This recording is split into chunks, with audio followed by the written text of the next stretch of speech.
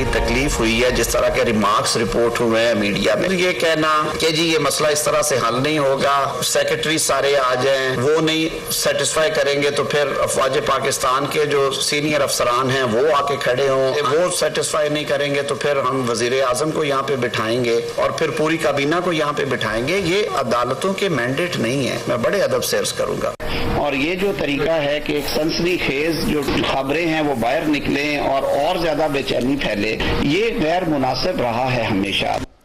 बिस्मिल्लाहिर्रहमानिर्रहीम। लाखों करोड़ों दरूद नबी अकरम सल्लल्लाहु अलैहि वसल्लम पर और उनकी आल पर।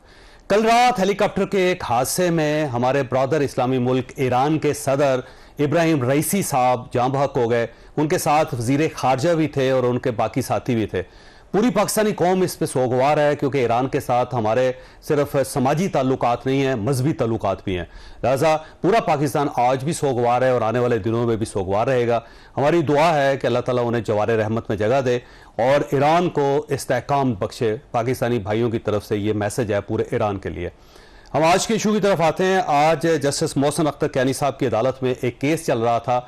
आपको याद होगा कि आज़ाद कश्मीर के एक शायर हैं अहमद फरहाद साहब, और वो मिसिंग है। जब मिसिंग है तो उसके बाद उनका मामला इस्लामाबाद हाई कोर्ट में पहुंचा और आज जस्टिस मोहसिन अख्तर कैनी साहब ने फिर जो सरकारी वकील थे उनके सामने बहुत कुछ कहा, इतना कुछ कहा कि आप उसे मुसलसल मीडिया पे, सोशल मीडिया पे देख रहे हैं। कुछ स्लाइड्स मैं आपके सामने रखता हूं जो जज साहब और उसके बाद जो सरकारी वकील है उनके दरमियान जो गुफ्तगू है वो जस्टिस मोहसिन अख्तर कैनी के रिमार्क्स है कि अब हर सूरत में बंदा चाहिए, यानी वो कह रहे हैं कि जो अहमद फराज साहब है उन्हें हर सूरत चाहिए।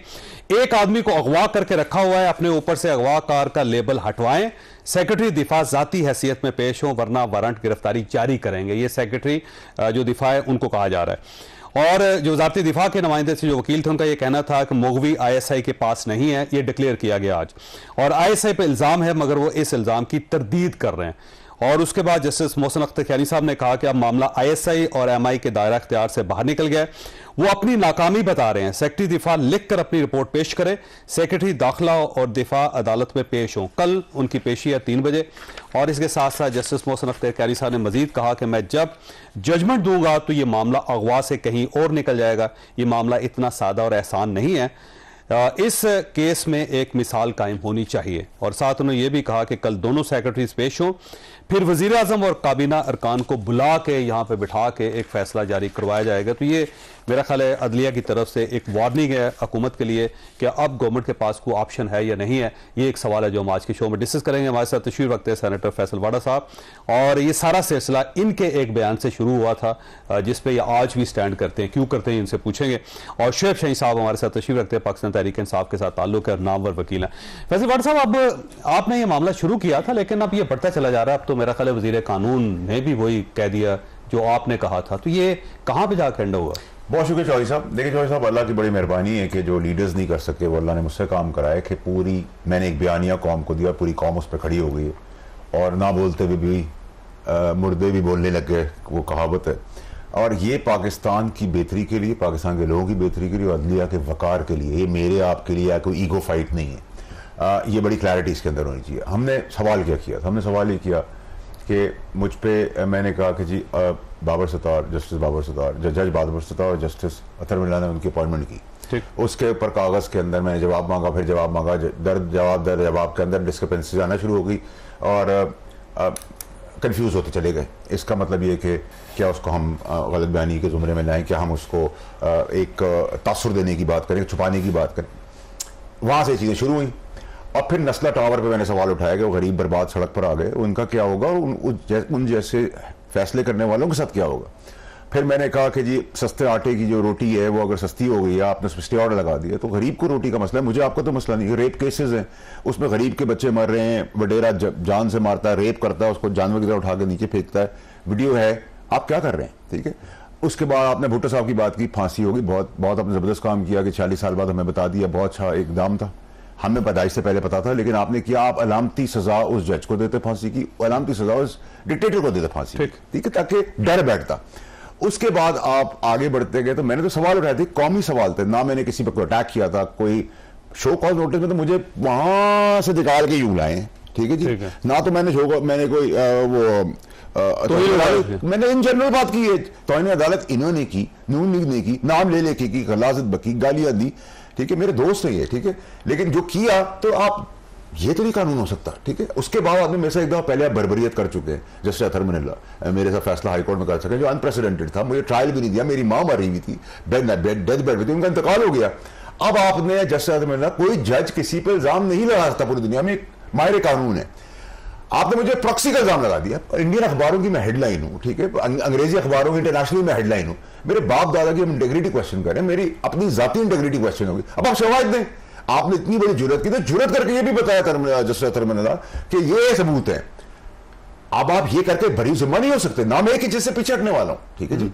मुझे आपने एक जनरलाइज बात करने के ऊपर आपने मुझे, मैं जर्मनी में बैठा हुआ था, इस्लामाबाद में कुछ हुआ, मुझे इस्लामाबाद से बुला के लाए, तुम यहां थे, यहां से यहां लाके यहां, मेरे से पहले भी आप जुल्म कर चुके हैं। जिन्होंने किया है, मौलाना साहब ने अदालती सुप्रीम कोर्ट को घेरे में लिया, डंडा बरदार, पत्थर बरदार लोग आ गए, आपका हम घसीट के निकालेंगे, वहां कंटेम्प्ट करें, वहां जेल करें लोगों को, ठीक है। इन्होंने जो बात की किसी और ने ही बात की है, आप उनका करें जिसने कोई बात ही नहीं की है। यानी कि चौधरी साहब, मैं आपसे मुखातिब हूं, अभी आपसे जनरल बात कर रहा हूं, आप कल चले जाए और कोर्ट में खड़े हो जाए कि मुझे इसने बुरा भला कहा है, तो मैं कहूंगा भैया आपके दिमाग की मर्जी है कि आप कुछ भी सोच ले, मैंने तो आपसे बात ही नहीं की, इनको मैं सलाम करूं या कल जाके। तो आपने जस्टिस बाबस्ता को नहीं कहा था जो कुछ कहा था? देखिए, मेरा गुनाह यह है कि मैंने अदालती जज हजरात की डूइंग्स के ऊपर सवाल उठा लिया, और सवाल जो मैंने उठाया वो मैं ठीक निकल रहा हूं अभी तक तो, ठीक है। एक दूसरा, नशा टावर के रेकॉर्ड एक अरबों डॉलर का नुकसान हो गया, जज की गलती थी ना, उसका क्या अजाला पे करे। छोटे साहब,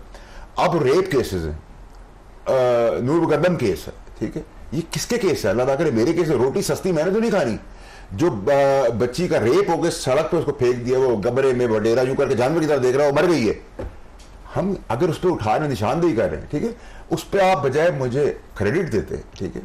और मैंने कहा अगर कोई भी इल्जाम लगाता है, मैं लगाता हूं, आप लगाते हैं, शवाहिद है ना, आप मुझे प्रॉक्सी बना दिया आपने, मुझे इंडिया क्या सोच रहा होगा, डिफेम किया आपने पाकिस्तान को, जज अतहर मनिल्ला ने, इंडिया सोच रहा होगा एक पाकिस्तानी की तो कोई औकात ही नहीं है, एक सेनेटर की भी औकात नहीं, मुझे कोई कॉम्प्लेक्स नहीं, अल्हम्दुलिल्लाह, I don't have any complexes at all, कि मेरे 8 टांगे और मेरे 10 हाथ है। लेकिन अगर मैं सेनेटर भी हूं, आपने मेरा पार्लियामेंट का भी मजबूर किया है, मेरी इज्जत को, इंटेग्रिटी को, इंडिया सोच रहा होगा कि सेनेटर की भी कोई औकात नहीं है, जो वहां कोर्ट चल रही है और उधर जजेस अपनी मर्जी से चल रहे हैं, वहां कोई कानून आइन के ताबा कोई नहीं है। फिर मैंने ये कहा कि आपने मुझे अगर कहा कि आप प्रेस कॉन्फ्रेंस ना दिखाएं, मैंने कोई दहशतगर्दी की है, एंटी पाकिस्तान बात की, फिर आप एक और लेटर भी निकाल देते कि प्रॉक्सी का लफ्ज भी नहीं होगा। प्रॉक्सी चल सकता है क्योंकि जज ने कह दिया, ये नहीं चलेगा, ये दोहरा म्यार नहीं चलने। मैं तो देखिए अपनी प्रेस कॉन्फ्रेंस एक वर्ड पे खड़ा हूं, चौधरी साहब, ठीक है, आप खड़े हैं, मैं 100% खड़ा हूं, मैंने कोई गलत बात की नहीं है, गलत आप जाएंगे, आप अपना केस लड़ेंगे। देखिए, मेरा सिर्फ तकिया, मेरा ईमान, मेरा यकीन से भी है कि मैं सुप्रीम कोर्ट में जहां बुलाया मैं जाऊंगा, और मुझे यकीन इसलिए है कि तीनों जज हजरात ऑनरेबल, मैं ऑनरेबल उसको कहता हूं जिसको मैं समझता हूं ऑनरेबल, वो ईमानदार लोग हैं, नंबर एक, और उनको वो मुझे बताया गया ना कि तुमने ये जुमरा करा, मैं तो मेरे जुमरे तो कोई नहीं। एक और आखिरी चीज मैं खत्म करूं ताकि देखिए, मैं अपेयर हुआ justice Ata Bandial, honourable justice Mansoor Ali Shah साहब, और justice honourable justice Ayesha Malik साहिबा वगैरह सुप्रीम कोर्ट में। उनके पास पावर थी, जो भी पावर, अनलिमिटेड पावर्स थी, बट उनका कॉन्डक्ट ऐसा था, वो कहते ना कि फलता हुआ दरख्त झुका हुआ था, उनकी कलम में ताकत थी। जिस तरीके वो मुखातिब हो, जिस तरीके से उन्होंने बात की, जिस तरीके से उन्होंने पूरे केस को समअप किया, तो मुझसे कहा गया कि आप क्या रिग्रेट करते हैं, क्योंकि उनकी कॉन्डक्ट इतनी जबरदस्त थी कि उसने मुझे मॉरली इमोशनली चार्ज कर दिया, ठीक है, कि मैं 1 कदम नहीं 20 कदम आ गया। मैंने कहा जी मैं रिग्रेट भी करता हूँ, माफी भी चाहता हूँ, और जो प्लान करके ये सीट भी आप ले लें, उन्होंने कहा हम ऑर्डर कैसे बनेंगे, मैंने कहा जी बिल्कुल। उसका मैंने मुड़ के वो अतहर मनिल्ला, जज अतहर मनिल्ला साहब वहां मौजूद थे सुप्रीम कोर्ट के, मैंने मुड़ के देखना ही मुनासिब नहीं समझा, और मैं आगे बढ़ गया अपनी जिंदगी में।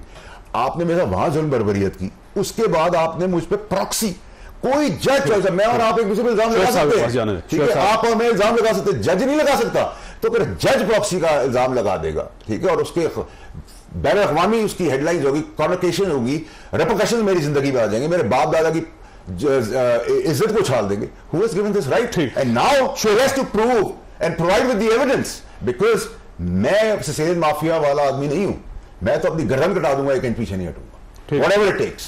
अच्छा शेख साहब, देखिए ये बाकायदा ना अदलिया और गवर्नमेंट और जो पार्लियामेंट है, मेरा ख्याल उनके दरमियान लड़ाई चल रही है इस वक्त। आज आजम वजीर तारड़ साहब के ख्यालात भी सुने तो वो बाकायदा जज साहब को उसके ऊपर इल्ज़ाम लगा रहे हैं। फिर उसके बाद आप देख लें मुस्तफ़ा कमाल साहब हैं, तलाल चौधरी साहब हैं, फैसल वाडा साहब हैं, ओन चौधरी साहब हैं और फिर कामरान टसूरी साहब हैं, बहुत ज़्यादा लोग हैं। शर्जील भी है, शर्जील में मैंने ये तारड़ भी है, तारड़ साहब भी, ये क्या सब लड़ना चाह रहे हैं अदलिया के साथ और अदलिया को के साथ लड़ के पाकिस्तान को चलाया जा सके? देखें, पहली बात तो यह है कि जो उस दिन अतर मिनल्ला साहब ने कोई बात की, उन्होंने किसी का नाम नहीं लिया। जो प्रेस कॉन्फ्रेंसेस हुई हैं सिर्फ वाडा साहब की नहीं थी, कम से कम वो कुछ 7 से 8 अफराद थे मुख्तलिफ, और तकरीबन सभी ने आकर के मिलते जुलते उन्हीं अंदाज में गुफ्तगू की और सभी का मतमा नज़र और जो क्रक्स ऑफ द इशू था वो ये था कि जनाब फ़ौज की तरफ या एक इदारे को मलाइन किया जा रहा है और अदलिया इसमें ज्यादती कर रही है, जो क्रक्स ऑफ द मैटर सब ना अताउल्लाह तारड़ से लेकर आज़म नज़ीर तारड़ से लेकर वाडा साहब तक। देखें, जजेस ने एक प्रिज्यूम किया और वो परसेप्शन ये थी कि जो 6 मुअज़्ज़ज़ जज साहबान ने ख़त लिखा और उसके ऊपर सुप्रीम कोर्ट एक एक्शन ले रही है और जस्टिस बाबर सत्तार साहब ने दूसरा ख़त लिखा जिस तरह उनको कहा गया कि बैक ऑफ के पीछे हट जाएं आप इसके हवाले से, जिसमें ऑडियो और वीडियो लीक्स का मामला था और उसमें इंटेलिजेंस एजेंसीज का रोल था। और इंटेलिजेंस एजेंसी सारी आपके सामने ही है, ISI है, MI है, IB है। उन्होंने जो एप्लीकेशन दी और उसके ऊपर फिर उन्होंने उनको खारिज भी किया, उस पर कॉन्टेम्प्ट नोटिस भी किया। तो बज़ाहिर ये लगता है कि वो उनके ऊपर असरअंदाज होने की कोशिश थी, उनको डराना धमकाना मकसद था और उनको पीछे हटाना मकसद था। दैट वाज दी जो एक प्रिजम्पशन है, क्योंकि अभी तो प्रेम अफशाई एक मैटर है ना, प्रूव तो होगा तब सजा होगी।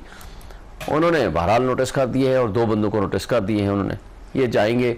तो ये शो का नोटिस अतर मिनल्ला साहब ने तो नहीं दिया, ये तो दिया है chief justice of Pakistan, supreme court of Pakistan ने, आप ये समझ, सुप्रीम कोर्ट ने और चीफ जस्टिस साहब ने, चीफ जस्टिस साहब headed by the chief justice of Pakistan.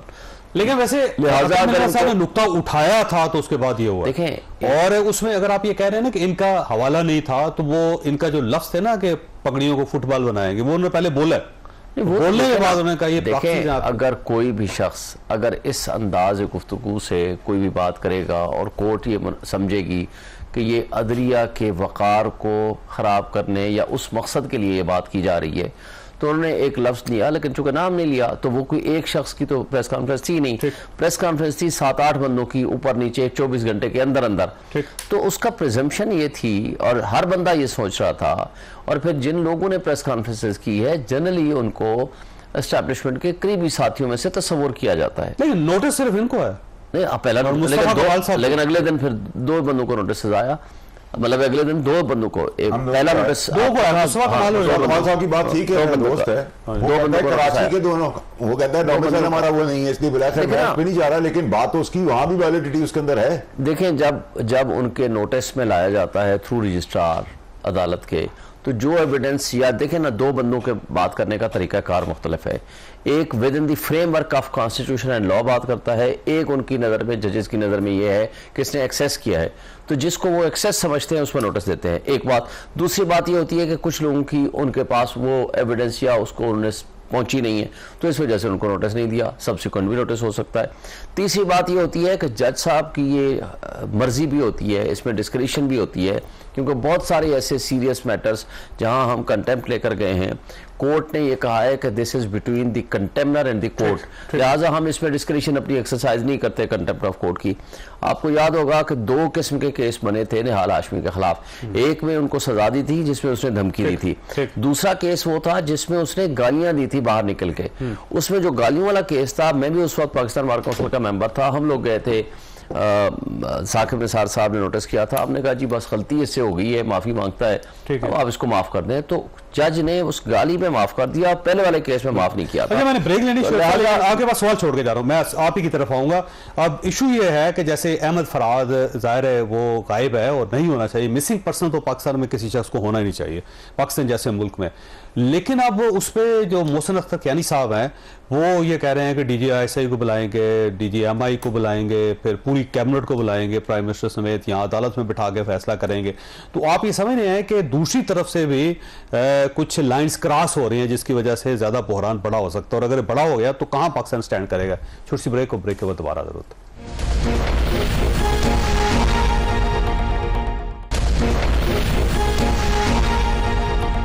Programme में दोबारा खुशामदीद। शिव से देखिए, एक इशू तो इनका है फैसल बड़ा, मुस्तफा कमाल साहब और बाकी लोगों को भी ज़ाहिर अगर नोटिस होते हैं तो उनका इशू भी हो जाएगा, लेकिन दूसरा इशू जो जस्टिस मोहसिन अख्तर कियानी साहब ने आज उनकी अदालत से स्टार्ट हुआ है, और यूँ लगता है कि एक साइड से ये, दूसरी साइड से सरकारी और हुकूमती इदारे, और वहाँ पे प्राइम मिनिस्टर को बुलाया जा रहा है और कैबिनेट को कहा जा रहा है कि वो भी आएंगे।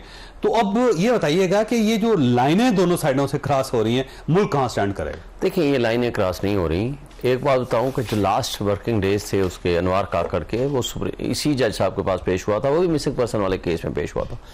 जिस दिन वो पेश हुआ अगले दिन फिर बंदे और उठाए गए।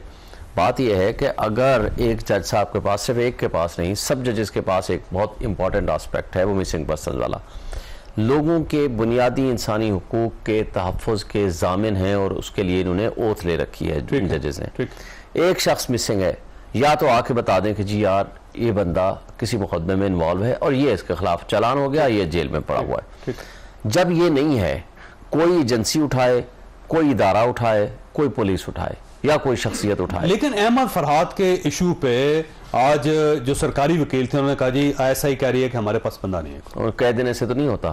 तो अगर फर्ज करें अगर वो कह दें, कहां से डिस्कवर करेंगे फिर? देखें, अगर वो सिर्फ आकर कह दें, मैंने कई केसेस किए हैं, वो उठा के ले जाते हैं, इवन जहाज से उठा कर ले गए, और उसके बाद पुलिस कहती है कि जनाब वो ले गए हैं हमारे से, दूसरा कहता है फलां जगह ले गए, तीसरा कहता है फलां जगह ले गए, और 2 हफ्ते बाद केस चलते चलते वो उनको छोड़ दिया।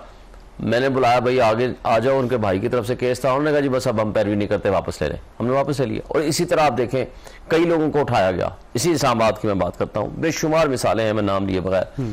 हफ्ता गुजरा, 2 हफ्ते गुजरे, 3 हफ्ते गुजरे, क्या हुआ? वैसे तो आपकी गलत थी, तो उस वक्त भी हो रहा था, वो भी गलत था, उस वक्त बड़ा खौफनाक तरीके से, वो भी गलत था, आज भी गलत है। तो बाकायदा वीडियोस थी, आपको शायद याद है ना, हुसएवर इज अबडक्टेड, किडनैप होता है, वो गलत है। अच्छा मुझे बताएं, रियाज हनीफ राही हमारा वकील था, वो किडनैप हुआ, सुप्रीम कोर्ट में जस्टिस बंदियाल साहब के पास खड़े होकर कहता है जी मुझे उठाया गया, मुझे ये कहा गया कि आप इन मुकदमात से आप पीछे हट जाएं, और मेरे ऊपर तशद्दुद हुआ, मेरे साथ ज्यादती हुई, और जज साहब ने बहरहाल कोई एक्शन नहीं लिया। उसने कहा मुझे एप्लीकेशन दे दो, मैं उस पर एक्शन लूंगा। एप्लीकेशन दे दी गई, अटॉर्नी जनरल को कहा, यही मंसूर अवान साहब थे, उनको अटॉर्नी जनरल साहब को कहा कि जी आप इनके एग्रीमेंट से ड्रेस करें, नहीं हुआ। बात ये थी, उसने नाम लिया कि कौन उठा के ले गए थे। अब बात यह है कि यहाँ एक प्रिजम्पशन है, इंटेलिजेंस एजेंसीज ये काम करती हैं। नंबर 2, उनका माजी का कंडक्ट ऐसा है। नंबर 3, फर्ज करो हम कहते हैं कि नहीं है उनके पास, तो भाई अगर पुलिस, ISI, IB, MI ये मिलके इस्लामाबाद जैसे शहर से एक बंदा अगवा हुआ है और उनकी वो नाकिस कारकर्दगी है और वो कुछ नहीं कर पा रहे, तो फिर इसका मतलब ये है कि ये सेफ सिटी, ये सारे प्रोजेक्ट्स, ये सारे काम, ये सारा धंधा किस लिए है। और फिर इसमें एक वजह जाती है कि अहमद फरहाद ने हमेशा तनकीद की है कि जो बात करे उसको उठा लो, उसकी नज़में उठाएं, उसकी चीज़ें उठाएं। अगर इस तर्ज अमल से अगर लोगों की आवाज बंद करने का तरीकाकार अगर ये रखा हुआ है तो अफसोसनाक है। और हमारे सर सिर्फ आखिरी बात, हमारे PTI के 90% लोग पुलिस के पास बाद में गए, 90% लोग उठाए गए, एजेंसीज ने उठाए, उनको तशद्दुद किया, उनसे किंग्स पार्टियां ज्वाइन कराई, उनसे पार्टियां चेंज कराई, वफादारियां बदली कराई, या किसी को चुप कराया गया। जो कुछ ये हुआ है, ऐसा देखें, ये आपसे ज्यादा कोई मीडिया में नहीं बोला, आपको तो किसी ने हाथ भी नहीं लगाया, ये अल्लाह का शुक्र है, ये अल्लाह का शुक्र है कि नहीं बोला। लेकिन बात यह है कि हक सच की बात करना, इनके पास रीजन है, इनके पीछे ट्रोल्स हैं, वो बता देते हैं, लेकिन नहीं, हक सच की बात की। ये फरमाइए, गवर्नमेंट और अदलिया के दरमियान कोई लड़ाई चल रही है इस वक्त? देखिए तो ऐसा भी लड़ाई नहीं है। देखिए प्रॉब्लम हमारा ये है कि 24 करोड़ आदमियों को, 24 करोड़ पाकिस्तानी कंटेम्प्ट में, आप बाहर निकले, आप लोगों को से पूछे वो किस जबान में बात करते हैं, क्यों 140वें नंबर पे आपकी आपका जो 139 पे, ठीक है, तो किसी वजह से, ठीक है, ये अच्छी बात तो नहीं है। अब आप आ जाएं, शोएब साहब ने बातें की कि उनको लगा कि उनका वकार मजनू हो गया। भाई उनको एक चीज उनके करीब से नहीं है, उनका वकार मजबूत है। तो हमारा वकार इब्राहिम अब्दुल गफूर नहीं है, हम इंसान नहीं है। हमारा वकार नहीं है, हमारा वकार इब्राहिम है, अब्दुल गफूर है, उनका वकार ये कैसी बात है?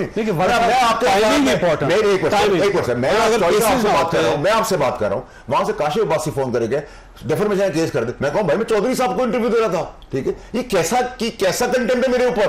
एक दूसरा ये कि आपने कहा कि मुझे जो लग रहा है कुछ जो मुझे घसीट के लाए हैं वो इस वजह से नहीं लाके मैंने कंटेम्प्ट किया। सर आपने प्रेस कॉन्फ्रेंस उनको लग रहा है और ठीक लग रहा है कि मैं जब भी किसी चीज के ऊपर खड़ा होता हूँ, अल्ताफ हुसैन के ऊपर मैं खड़ा हुआ, इमरान खान साहब की गलत पॉलिसी के आगे मैं खड़ा हुआ, मियां साहब के खिलाफ मैं खड़ा हुआ, ठीक है, मैं हर उस वक्त के खास आदमी के सामने मैं खड़ा हुआ, आपको पता है पिछले एतवार के यूनिफॉर्म में था, लोग कांपते थे, मैं खड़ा हुआ, ठीक है जी। उसके बाद आप कहते हैं कि जी मुझे लग रहा है कि उन्होंने प्रीएम्प्ट कर लिया है। प्रीएम्प्ट कहते हैं पहले से उनको अंदाजा हो गया है कि अब ये मवाद के साथ आगे आ रहा है, ठीक है, और मैं मवाद के साथ आगे आ रहा हूं, ठीक है जी। मेरी आवाज जो है पाकिस्तानियों की आवाज है, मेरी अपनी जाती नहीं है। अगर आप उसको करेक्शन मोड में ले जाएंगे पाकिस्तान अदलिया सबको फायदा हो जाएगा, अदलिया का निजाम बदल जाएगा, अदलिया का वकार एक्चुअल वकार ऊपर आएगा का निजाम पार्लियामेंट ने बदलना। एक बार सर पार्लियामेंट की औकात ये है कि 248 के तहत पीएम को इम्यूनिटी है, वो कह रहे हैं पीएम को भी बुला लेंगे, सबको बुला लेंगे, ये भी कर देंगे, वो भी कर देंगे, वो सब कुछ कर देंगे और हम बर्दाश्त कर लेंगे। वैसे काजी फाइज ईसा साहब पार्लियामेंट के हामी है, ठीक है, सुने उन्होंने कहा कि इस्लामाबाद से एक बंदा गायब है, बहुत अफसोसनाक चीज है, उसको वापस आना चाहिए।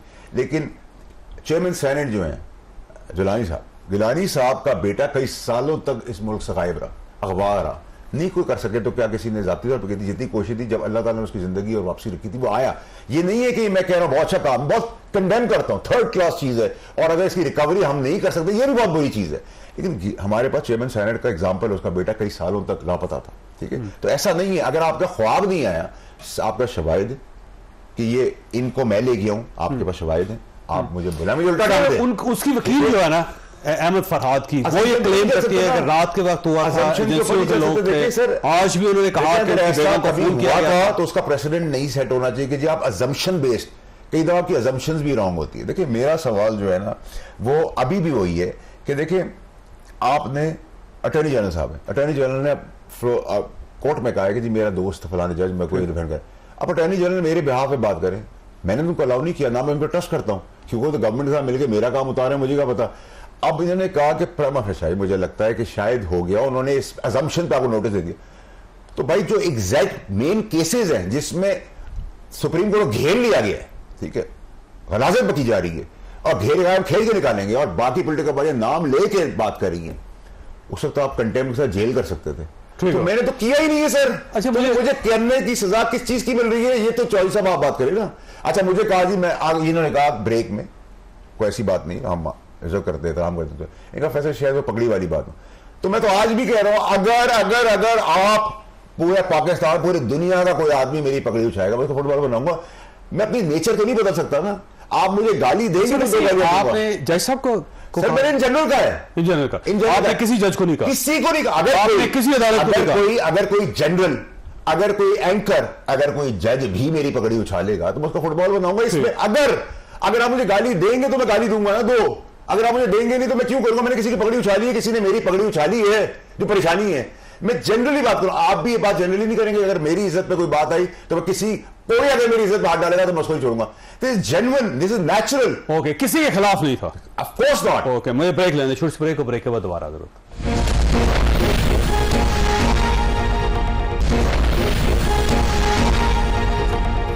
प्रोग्राम में दोबारा खुशामदीद। शेख साहब ये फरमाइए सर, ये वजीर कानून ने भी आज मिलती जुलती बात ही कही है, लेकिन आज तो बाकायदा उन्होंने रेफरेंस दे के कहा है जस्टिस मोहसिन अख्तर कियानी साहब का। उन्होंने कहा जी मैं आ रहा था, मैंने ये चीज़ें सुनी, मुझे बड़ा बुरा लगा, मुझे महसूस हुआ कि ऐसा नहीं होना चाहिए, ये जो रेड लाइन्स है वो क्रॉस नहीं करनी चाहिए, गवर्नमेंट है, उनके सरकारी इदारे हैं, आप किस तरह ये कह सकते हैं कि जो उनको बुलाया जाएगा और यहाँ पे ये तो आपकी डोमेन ही नहीं है, जज का काम है फैसला देना और उसके बाद स्टेट का काम है कि उसने उसको इम्प्लीमेंट करना या नहीं करना। तो कहीं ऐसा ना हो जाए कि आजम नज़ीर तारड़ साहब को भी बुला लिया जाए कि आप भी तशरीफ लाएं। आजम नज़ीर तारड़ साहब की बुनियादी जिम्मेदारी ये थी कि जो शख्स गुम हुआ है, आप एग्जीक्यूटिव के सरबराह हैं, प्राइम मिनिस्टर हो या एग्जीक्यूटिव कैबिनेट हो, आपने अपनी ड्यूटी क्या अंजाम दी? आप तो पागल हो जाते हैं कि जनाब बंदा गायब है, बंदे को निकालें, बंदा ट्रेस करें, आप अपने सारे गुड ऑफिसर्स यूज करें, बंदे के बारे में तो आप पूछ ही नहीं रहे।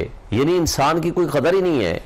एक इंसान की जिंदगी जो है वो एक इंसान का जैसे कत्ल है वो पूरी इंसानियत के कत्ल के मुताबिक है।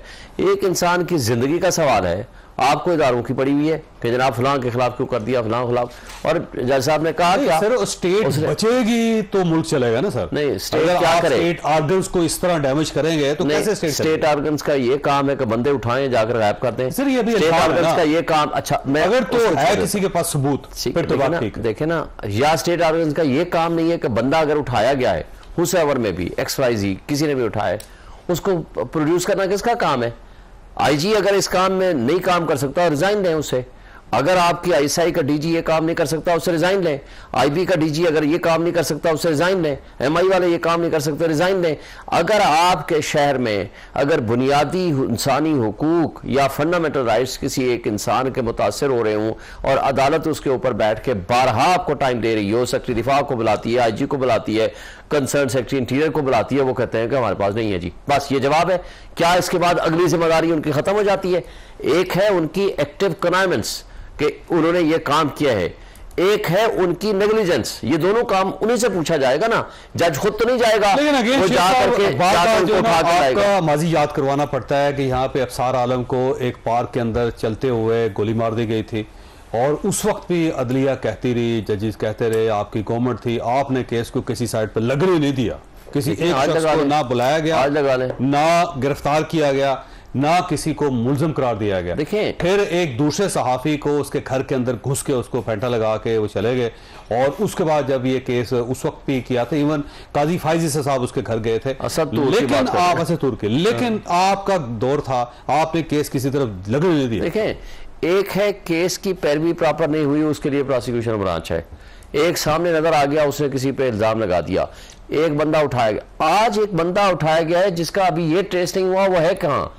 उसको प्रोड्यूस करना अदालत की सबसे बड़ी जिम्मेदारी है, वरना अदालतों के रखने का कोई फायदा नहीं है। आपके दौर में कितने लोग मिसिंग हुए सर? आप छोड़े, देखिए हमारे जमाने में भी अगर किसी ने उठाया, गलत उठाया, हम उस वक्त भी उसकी कंडेम करते थे। आज नहीं करते थे आप उस वक्त? मैं करता हूं, उस वक्त भी हम करते थे, आज भी करते हैं। आप उसमें बाकायदा दलाइल देते थे जी कि ये देखें उनको तलाश करें। हमारा एक वकील उठाया गया था यहाँ से, हमाद डार, आज की बात है ना?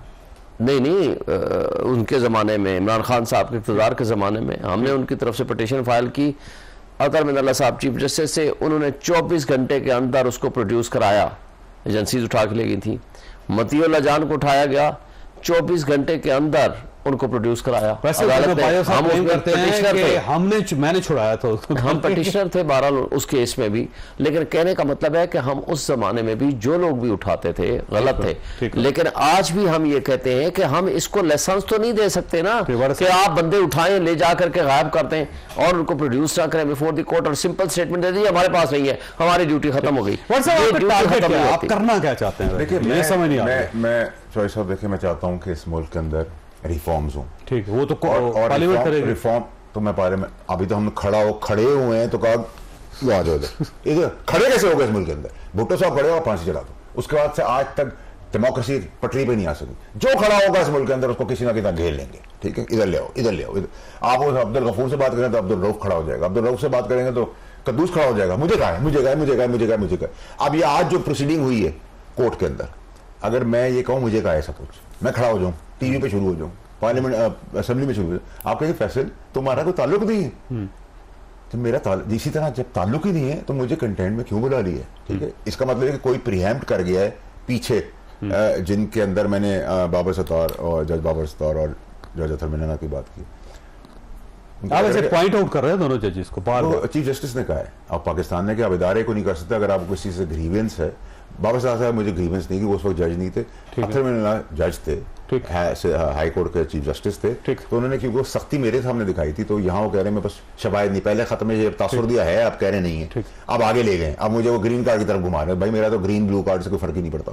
और दूसरा आप तो मुझे प्रॉक्सी कह दिए अतर मिनाना जस्टिस ने, तो वो सबूत देना है उनको। और जो मेरी पगड़ी और मेरी इज्जत और मेरे बाप दादा को हिलाया है उन्होंने, तो ऐसा तो नहीं कि आप चले जाएंगे।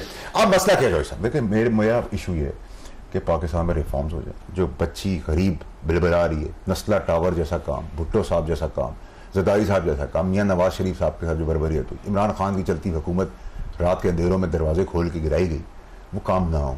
ठीक है जी, रेकॉर्ड के अरबों डॉलर का नुकसान हो, अकले कुल होकर हर चीज आपको नहीं पता। और आज जो बात हुई है, देखिए रिमार्क्स, आपके रिमार्क्स टीवी पे नहीं चलने चाहिए ना, आपको रिमार्क्स देने चाहिए। आपका मनसब ये कहता है गवर्नमेंट बना लेना। सुने, आपको जो आप ऑर्डर कर रहे हैं, क्योंकि आपके रिमार्क्स कुछ और है, ऑर्डर कुछ और है। अगर ऑर्डर में भी वही चीजें लिखी हैं तो फिर तो आप चला लें, लेकिन अगर रिमार्क्स आपके हैं मैंने ब्रेक वो और आपकी ऑर्डर वो नहीं है। ब्रेक लेनी है, आपके पास सवाल छोड़ के जा रहा हूँ, आप ही की तरफ आऊंगा। बड़ा सिंपल सवाल है कि जिस तरफ आप जा रहे हैं, हो सकता है आपकी रुकनीयत मनसूख हो जाए, आप दोबारा सेनेटर ना रहें, आपके ऊपर पाबंदी लग जाए, तो क्या आप उसके लिए तैयार है? छोटी ब्रेक और ब्रेक के बाद दोबारा